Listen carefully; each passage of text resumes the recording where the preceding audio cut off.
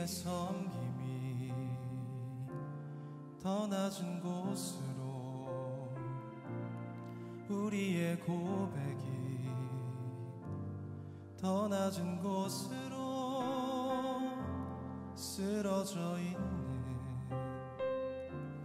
그들을 향해 당신이 그랬듯 더 낮은 곳으로, 낮은 곳으로 우릴 초대하네. 함께 하자고 말씀하시네. 우리도 예수 그 길을 따라 함께 가길 원하네. 우리의 섬김이 더 낮은 곳으로, 우리의 고백이 더 낮은 곳으로 쓰러져 있는 그들을 향해 당신이 그랬듯 더 낮은 곳으로, 낮은 곳으로 우릴 초대하네. 함께 하자고 말씀하시네. 우리도 예수 그 길을 따라 함께 가길 원하네. 주님이 우리와 함께 하시네. 십자가 피 흘린 예수의 손으로 모든 아픔을 위로하시네. 우리에게 보여주셨네. 주님이 우리와 함께 하시네. 십자가 피 흘린 예수의 손으로 모든 아픔을 위로하시네. 우리에게 보여주셨네.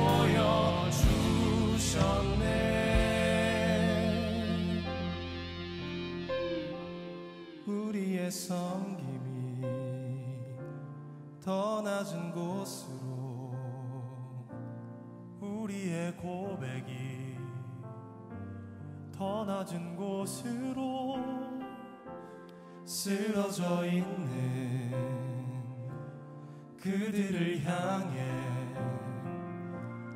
당신이 그랬듯 더 낮은 곳으로.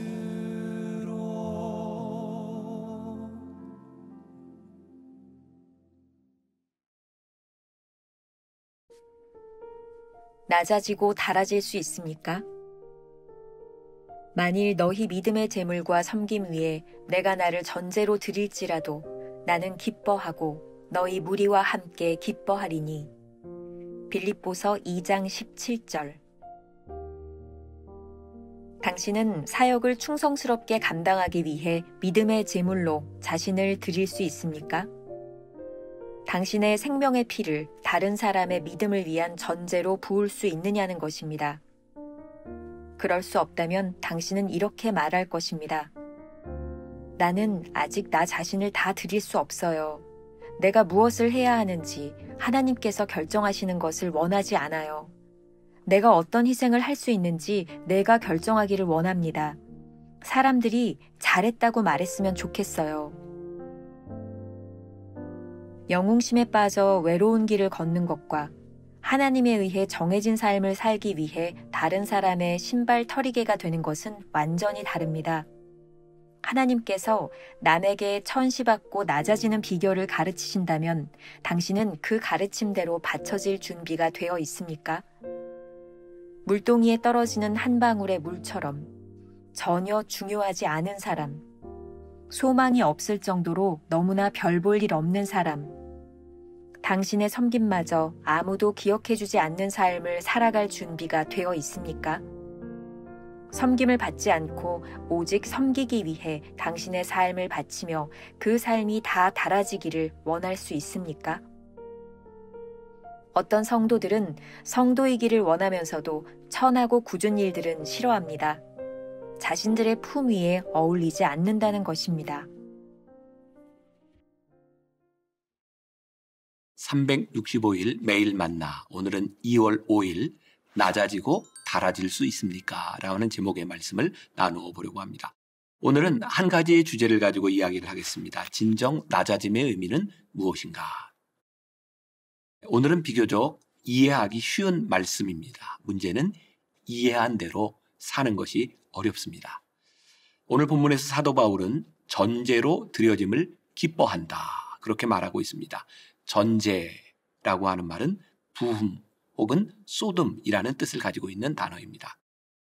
예수님께서 하나님을 위해 생명을 바쳐 충성하셨다. 이때도 쓰여질 수 있는 말이기도 합니다. 구약시대에는 번제나 소제, 화목제를 드리는 사람이 하나님께 경배하기 위해 포도주와 독주를 제물로 드렸다. 이때도 쓰여질 수 있는 말입니다. 전제로 나를 드린다라고 하는 뜻은 나를 부어 쏟아낸다. 그런 의미죠. 어떤 것들을 부어내고 쏟아내면 그 안에는 아무것도 남지 않습니다. 챔버스는 오늘 묵상을 통해 은혜를 받았으면서도 반만 아니면 10분의 1만 쏟아내려고 하는 그런 얕은 신앙인의 자세를 꼬집고 있습니다. 전제로 나를 드린다. 이러한 것은 완전히 버려지는 겸손으로 나아가는 것입니다. 짐 엘리엇의 전기 전능자의 그늘에 보면 선교사로 헌신하기 전에 그가 전제로 드려짐을 생각하며 썼던 일기가 나와 있습니다. 평소에 그런 그의 생각이 그의 삶을 그렇게 순교자로 이끌어준 것이 아닌가라는 생각을 하면서 저는 이 일기를 보았습니다. 잠깐 소개하죠. 아버지, 제 생명을 취하소서. 주님의 뜻이라면 제 피를 취하소서. 주님의 삼키는 불로 제 피를 태우소서. 제 것이 아니기에 아끼지 않겠습니다. 주님, 가지소서. 다 가지소서. 제 생명을 세상을 위한 희생으로 부으소서. 피는 주님의 제단 앞에 흐를 때만 가치 있는 것입니다. 오늘 묵상의 원제는 원문에 보면 Are you ready to be offered? 라고 되어 있습니다. 직역하면 드려질 준비가 되어 있습니까? 가만히 보면 문법적으로 이 부분이 수동태로 되어 있습니다. 그런 생각을 하게 됩니다. 자발적인 희생, 챔버스가 계속 강조하는 것이죠. 그러나 언제든 나를 비워내고 쏟아낼 준비가 되어 있는 완료된 상태, 완전 수동태의 상태, 이것을 오늘 강조하고 있는 것은 아닐까, 그런 마음으로 오늘 묵상을 보게 되기도 합니다. 오늘 본문 말씀 사도 바울의 이야기 바로 전에 사도 바울은 자기를 비우는 케노시스의 복음에 대한 말씀을 하고 있죠. 주님께서 자신을 비워 종의 형체를 입어 이 땅에 오신 것을 믿는다면 우리 역시 믿음의 지체들을 섬기기 위해 자신을 희생하는 것이 큰 기쁨일 것입니다. 사도 바울은 믿음의 형제자매들을 위해 자신이 전제로 드려짐을 기뻐한다고 고백하고 있습니다. 진정으로 낮아지는 섬김의 자리는 어디일까요? 챔버스의 글을 인용합니다. 당신의 생명의 피를 다른 사람의 믿음을 위해 전제로 부을 수 있느냐는 것입니다. 그럴 수 없다면 당신은 이렇게 말할 것입니다. 나는 아직 나 자신을 다 드릴 수 없어요.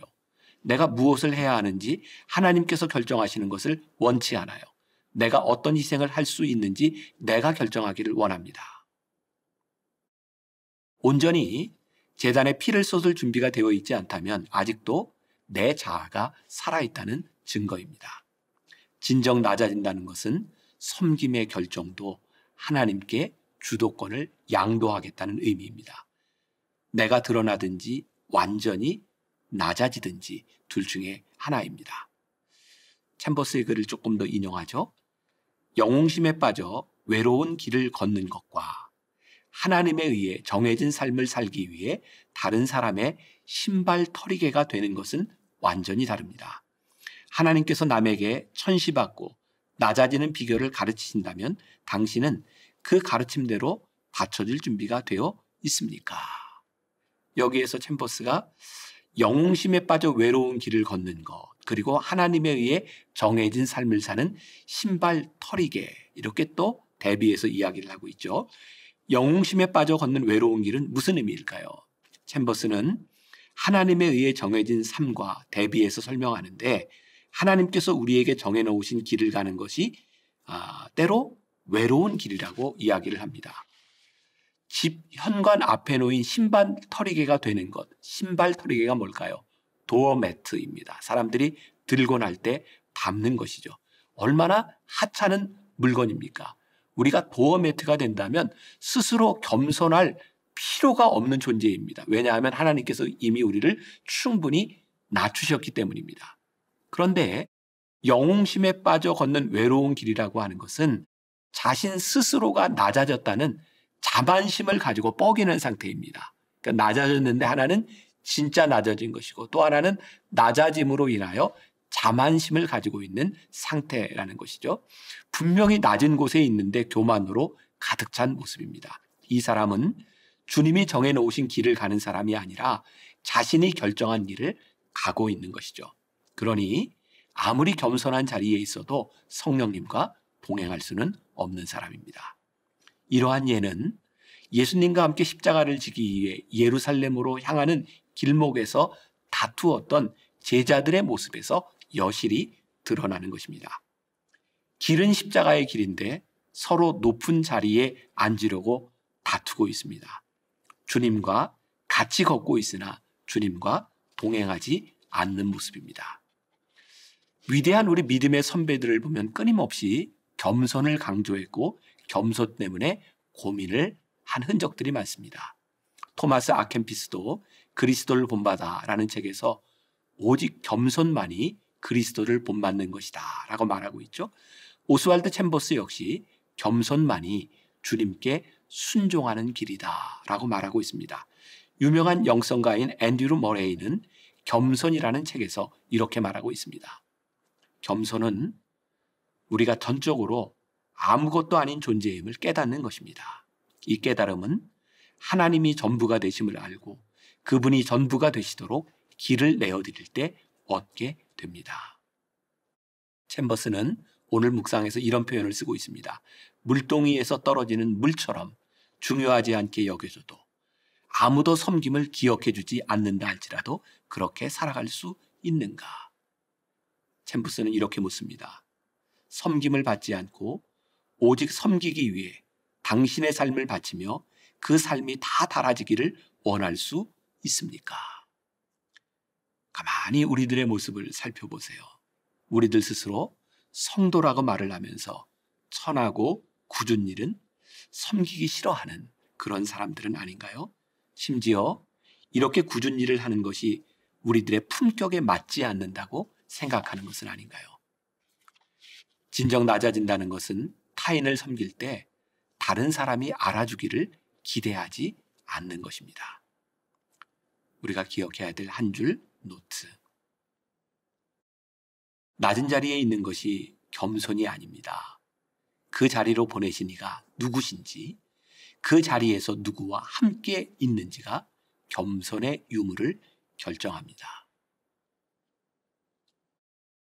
오늘 이런 질문을 가지고 하루를 지나보면 어떨까요? 여러분은 진정 낮은 자리에 있기를 원하십니까? 그렇다면 당신을 그 자리에 있게 하신 이는 누구신가요? 기도하겠습니다. 오늘 묵상을 통해 우리들에게 주시는 큰 도전적인 질문이 있습니다. 낮아지고 달아질 수 있는가? 하나님께서 우리를 낮은 곳에 두시고자 할 때 기꺼이 그 자리에 있을 수 있는 사람이 될 수 있는가? 하나님 때때로 우리들 속에 교만이 있음을 봅니다.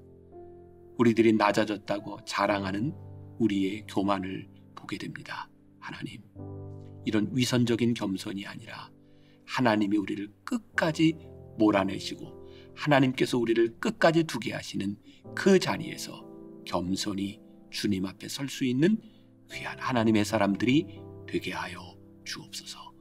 예수님의 이름으로 기도합니다. 아멘.